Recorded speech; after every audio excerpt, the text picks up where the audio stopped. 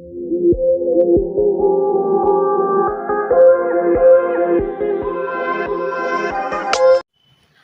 Hello, welcome to our channel Metro Spices. ഇന്ന് നമ്മളിവിടെ തയ്യാറാക്കാൻ പോകുന്നത് ഒരു അടിപൊളി ചീരത്തോരനാണ്. അതിനു മുൻപ് ഈ ചാനലായി ആദ്യമായി കാണുന്ന കൂട്ടുകാരാണെന്നുണ്ടെങ്കിൽ ഈ ചാനൽ ഒന്ന് സബ്സ്ക്രൈബ് ചെയ്തേക്കണേ. ഒപ്പം തന്നെ ആ ബെൽ ബട്ടൺ അമർത്താനും മറക്കരുതേ. അപ്പോൾ നമുക്ക് വീഡിയോയിലേക്ക് പോവാം. കണ്ടിട്ട് തന്നെ കഴിക്കാൻ തോന്നുന്നുണ്ടല്ലേ? എനിക്ക് പച്ചക്കീരയോടാണ് കൂടുതൽ ഇഷ്ടം. പക്ഷേ പച്ചക്കീര കിട്ടാത്തതുകൊണ്ട് ചുവപ്പ് കീര കൊണ്ട് തോരനുണ്ടാക്കാമെന്ന് വെച്ചു. അപ്പോൾ ഞാനിവിടെ ഒരു കെട്ട് കീര എടുത്തിട്ടുണ്ട്. പിന്നെ അതിനൊപ്പം ഒരു 8-10 ചെറിയ ഉള്ളി ചെറുതായിട്ട് അരിഞ്ഞതാണ്. പിന്നെ നിങ്ങളുടെ എരിവിനനുസരിച്ചിട്ടുള്ള പച്ചമുളക്, ഞാൻ 2 പച്ചമുളക് ചെറുതായിട്ട് അരിഞ്ഞെടുത്ത് വെച്ചിട്ടുണ്ട്. പിന്നെ ഒരു 2 അല്ലി കറിവേപ്പില. ഇനി ഒരു മെയിൻ ഐറ്റം കൂടെ ഉണ്ട്. അപ്പോൾ ഞാനിവിടെ ഒരു 1/2 കപ്പ് തേങ്ങയാണ് എടുത്തിട്ടുള്ളത്. നമുക്ക് ഇങ്ങനത്തെ മെഷറിംഗ് കപ്സ് മേടിക്കാൻ കിട്ടും. നിങ്ങൾക്ക് അളവ് മാറിപ്പോവും എന്നുണ്ടെങ്കിൽ അതിൻ്റെ ലിങ്ക് വേണമെങ്കിൽ ഞാൻ ഡിസ്ക്രിപ്ഷനിൽ കൊടുത്തേക്കാം. ഇനി നമുക്കൊരു പാൻ അല്ലെങ്കിൽ ഒരു കടായി അടുപ്പത്തൊന്ന് ചൂടാക്കാനായിട്ട് വയ്ക്കാം. അപ്പം കടായി ഒന്ന് ചൂടാകുമ്പോഴത്തേക്ക് അതിലോട്ട് ഞാനൊരു 1 ടേബിൾ സ്പൂൺ എണ്ണ ഒഴിച്ചു കൊടുത്തു. വെളിച്ചെണ്ണയാണ് യൂസ് ചെയ്തേക്കുന്നത്.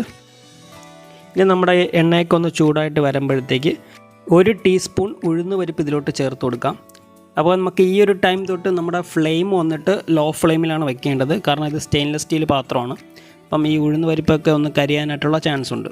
അപ്പം ഈ ഉഴുന്ന് പരിപ്പ് ചെറുതായിട്ടൊന്ന് കളറ് മാറി വരുമ്പോഴത്തേക്ക് നമുക്കൊരു 2-3 വറ്റൽ മുളക് ഇതിലോട്ട് ആഡ് ചെയ്തൊന്ന് നല്ല രീതിയിലൊന്ന് ഇളക്കാം.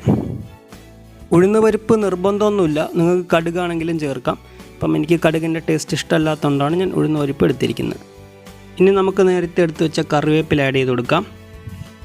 അതിനുശേഷം ഇനി നമ്മൾ ചെറിയ ഉള്ളി പിന്നെ പച്ചമുളകും കട്ട് ചെയ്ത് വെച്ചിട്ടുണ്ട്.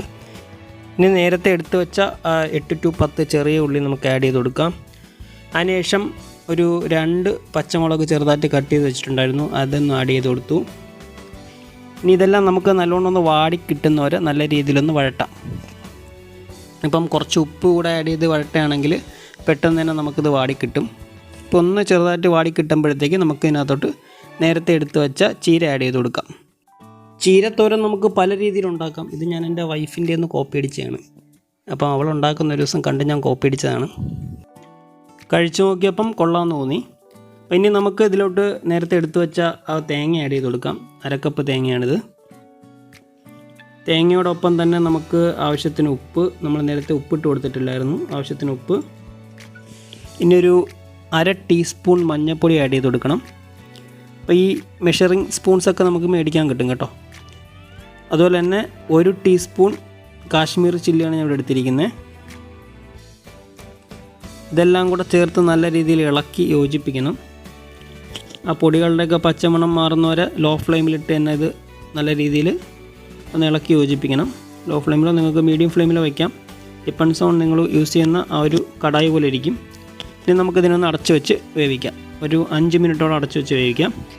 ഒരു 5 to 7 മിനിറ്റ്സ് നമ്മളൊന്ന് അടച്ചു വെച്ച് വേവിച്ചതിന് ശേഷം നമുക്ക് മൂടി മാറ്റി ഒന്നുകൂടെ നല്ല രീതിയിലൊന്ന് ഇളക്കി വാട്ടർ കണ്ടൻറ്റൊക്കെ ഉണ്ടെങ്കിലൊന്ന് വറ്റിച്ച് കളഞ്ഞിട്ട് ഇതുപോലെ ഒപ്പിയെടുക്കാം നമുക്ക്.